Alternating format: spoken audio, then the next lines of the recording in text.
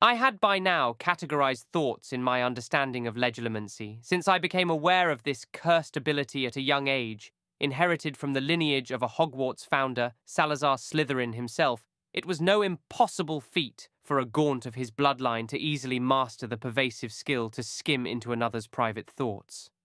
Although what had made it different for me was that I needn't had to undergo any prior training whatsoever. To the one defective gaunt in our generation, this wretched skill was deemed to be my only saving grace. If only I knew then what I knew now, I should have rather kept my family in the dark of my otherwise natural gift. Had I not been foolishly naive as a child, wishing to ease my father's concerns of my condition, I only ended up unwittingly divulging my uncanny use of legilimency. Dear sweet Aunt Noctua had fervently tried to protect me against her brother's greed, to take advantage of such a skill that came naturally to me by training me in the craft of shielding my mind with the use of occlumency. But alas, this was something I had still proven difficulty in mastering even until now, a disadvantage my own family had used against me on more than one occasion. That was why I had learned to be careful, for carelessly reading another's thoughts caused them to be instinctively wary of the reader, as a varying sense of discomfort seemed to creep up on them, especially if they were thoughts that the other considered most privy, ones that held their treasured memories and innermost secrets. Though the easiest ones to read, which I had no trouble, nor choice in catching snippets of, were passing opinions, carelessly thrown about as if scattered pieces of notes floating in the air. It's all become white noise to me at this point, though most often than not, these wafting thoughts also contributed in guiding my way around the now familiar castle of Hogwarts, labelling traits and personalities to the point I knew which student would usually hang about a certain area in the school, until, of course, the arrival of our new classmate. I had yet to catch a whiff of even the slightest opinion she had, whether it be her understandable anxiety of her new surroundings, or blatant amazement to her supposedly initial introduction to magic in itself.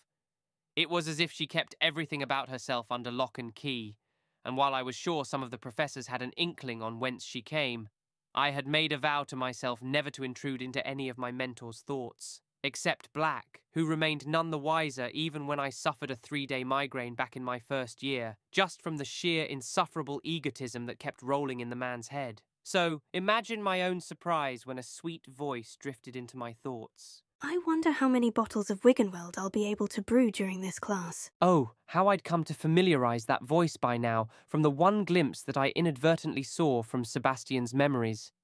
Beatrice was fair in features that I couldn't deny, yet it was her eyes that beguiled me even in my dreams.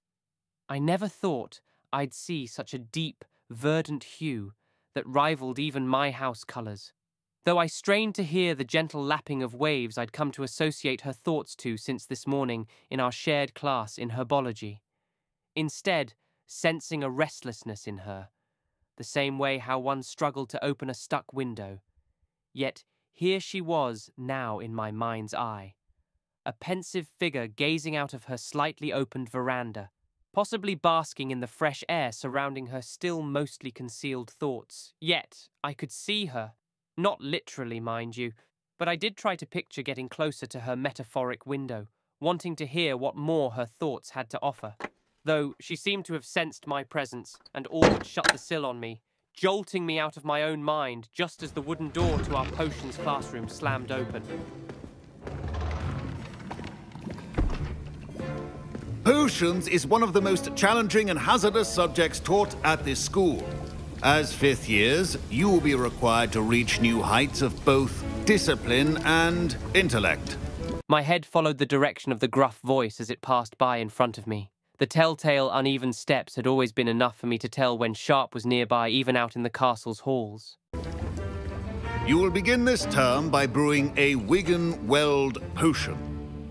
Mr. Takar, can you tell us why this particular potion might come in handy? Yes, Professor Sharp. The Wiggenweld potion can be used to sterilize and even heal a variety of injuries. I couldn't help but purse my lips into a thin line at Amit's answer, though while correct, I unfortunately remembered how it was one of the methods used in trying to fix me by my family of my sightlessness.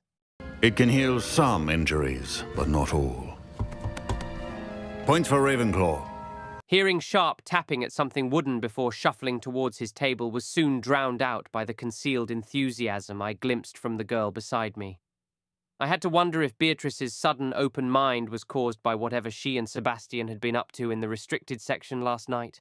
While I managed to keep the incident from reaching Black's ears, not that the esteemed headmaster cared for something as petty as breaking into the dustiest section of the school library, as was his thoughts, I did begrudge the Ravenclaw for having set up my friend into trouble on just his first week in Hogwarts, right after the fact of them being involved in the troll attack incident in Hogsmeade no less. I had planned to let Sebastian follow through in his detention with Scribner, just to teach that boy a lesson for taking the fall for a girl he barely knew.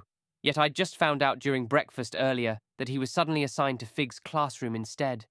But with the professor gone on a trip to the ministry, he still managed to find an excuse to delegate the supervision to a Ravenclaw prefect? Ha! It seemed I underestimated the fact that the new student could pull a few strings of her own. Before today's class is completed, each of you will have brewed a Wiggenweld potion of your own.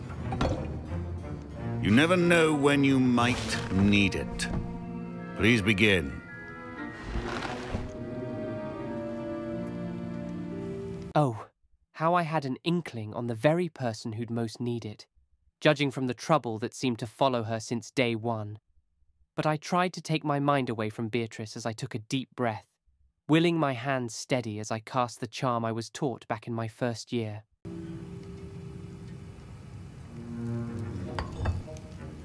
Use a strong, even motion when crushing your ingredients. Seeing as I was a special case, my head of house, Professor Ronan, had worked patiently with Sharp in instructing a special charm that could assist me in preparing my ingredients, be it chopped, diced, crushed, or ground. The charm had already been tried and tested by potions masters of old, who've only experienced failing vision due to their age, and it should have been enough to encourage me into thinking I wasn't such a lost cause after all. Yet my next dilemma came in portioning. Please be meticulous when adding powder to your potions. One errant sneeze could be disastrous. Despite having learnt pints and ounces on my own, I at this point didn't know if there was a certain technique to knowing just how much was enough to brew my potion into a specific colour, as if I could see any changes to that at all. No. All I could rely on in my potions making was my sense of smell, and the scent of petrichor for a Wiggenweld potion was proving to have abysmal results.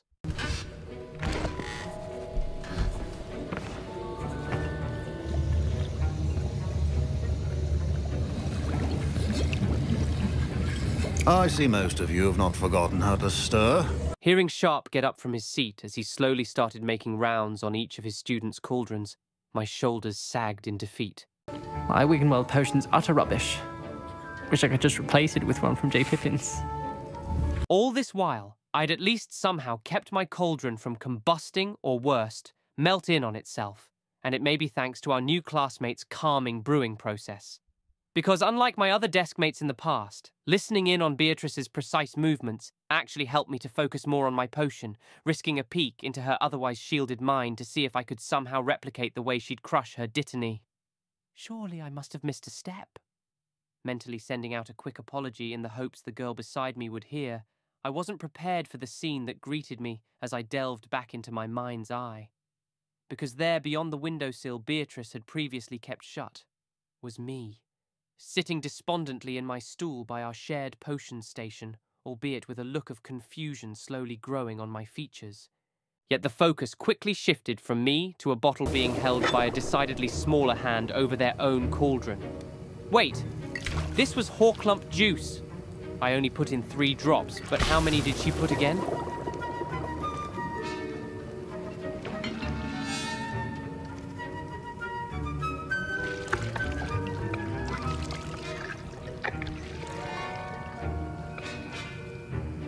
Her answering back jolted me right into the scene I was initially used to, outside of Beatrice's still-closed window, where she was now gazing back at me with an intrigued look on her face before she drew the curtains closed on me. 5 in total.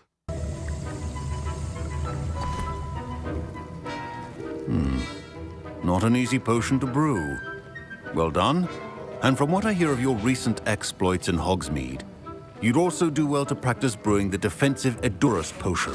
Professor Weasley had you acquire the recipe from J. Pippin's, correct? Yes, sir. Steadying my hand, I quickly tried to remedy my brew, while Sharp was occupied with giving Beatrice further instructions. I tried to calm my racing heart at what I just experienced, because never had I glimpsed into a mind that provided me an opportunity in sight as clear as Beatrice's. It was truly short of exhilarating, though hopefully it hadn't left any lasting headaches on her part. Mr. Gaunt, I think your cauldron has been stirred enough. I almost jumped out of my skin at having Sharp's focus now on me. I was just about to reach out for my empty bottles when he made a sound of approval. I see you've now brewed a viable potion on just your first batch. Well done. Keep this up and you might just receive more than an acceptable in your OWLs at the end of term. I was sure a smile was evident on my face, even as I finished bottling up the last drop of Wiggenweld potion from my cauldron. And while I was sure Beatrice had also brewed enough from her own batch, I couldn't help but agree with Sharp's comment regarding her exploits so far. So, after pocketing a couple for my use, I whispered a note to be scribbled on some spare parchment I had. To Beatrice, thank you, was written, leaving it by her side of our station pinned under the bottles I had left for her, where there were, of course, 5 in total.